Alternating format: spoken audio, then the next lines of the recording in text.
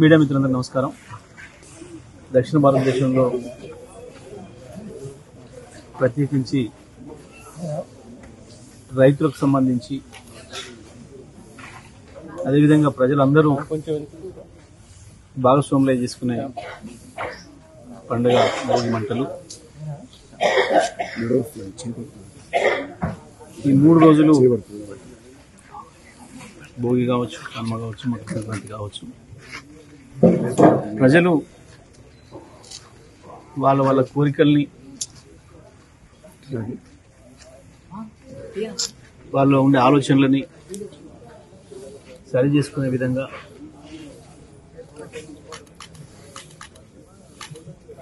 చెడు ఆలోచనలు పోయి వాటన్నిటిని కూడా మంటల్లో కాల్చేసి ఒక మంచి ఆలోచనలు మనిషితో ఉదయించాలని చెప్పి కోరుకుంటూ ఈరోజు ప్రారంభించే ఈ భోగి మంటల కార్యక్రమం సూర్యాపేటలో ప్రతి సంవత్సరం జరుపుకుంటున్న విధంగానే ఈ సంవత్సరం కూడా ఇక్కడ మనం నందూరి పవన్ ఆధ్వర్యంలో నిర్వహించుకోవడం జరుగుతూ ఉంది. సూర్యాపేట గత 10 సంవత్సరాలు నిజంగా ఈ భోగి మంటలతో తపస్సిస్తారు ప్రజలు.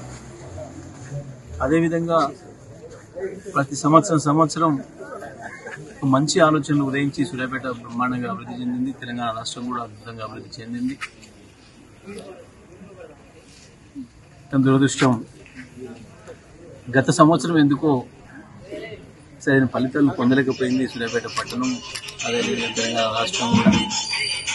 మరి ఈ సంవత్సరమైనా ఈ పరిపాలనలకు ఉండే ఈ చెడు ఆలోచనలన్నీ ఈరోజు మంటల్లో పోవాలని, ఈ నుంచి వచ్చే సంవత్సరానికైనా కనీసం మళ్ళీ పాత పద్ధతుల్లో అభివృద్ధి జరగాలని, పాలకుల్లో మార్పు రావాలని, సూర్యాపేట మళ్ళీ పూర్వవైభవాన్ని సాధించుకోవాలని చెప్పి కోరుకుంటూ ఈరోజు అందరూ కూడా పొద్దున్నే వచ్చి ఈ చలిలో కూడా ఈ భోగి మంటల కార్యక్రమం నిర్వహించుకోవడం జరిగింది. మరి వచ్చిన కొత్త వరి వంగడాలు, ఇతర వంగడాలన్నింటినీ కూడా అందుబాటులోకి తీసుకొచ్చుకొని మంచి పంటలతోనే సంతోషంగా ఈ కార్యక్రమాన్ని చేసుకోవాల్సింది. కొంత ఇబ్బందులు ఎదురైతే ఉన్నాయి. ఇప్పటికే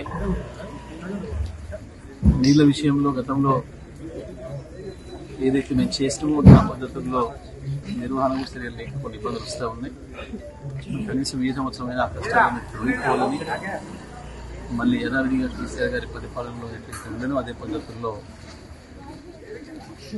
మళ్ళీ పొలాలన్నీ పచ్చబడాలని, ప్రజలకు ఏ కష్టాలు లేకుండా, ప్రత్యేకించి పరిపాలకుల ఆలోచనలు మంచిగా ఉంటేనే ప్రజలకు మంచి జరుగుతుంది.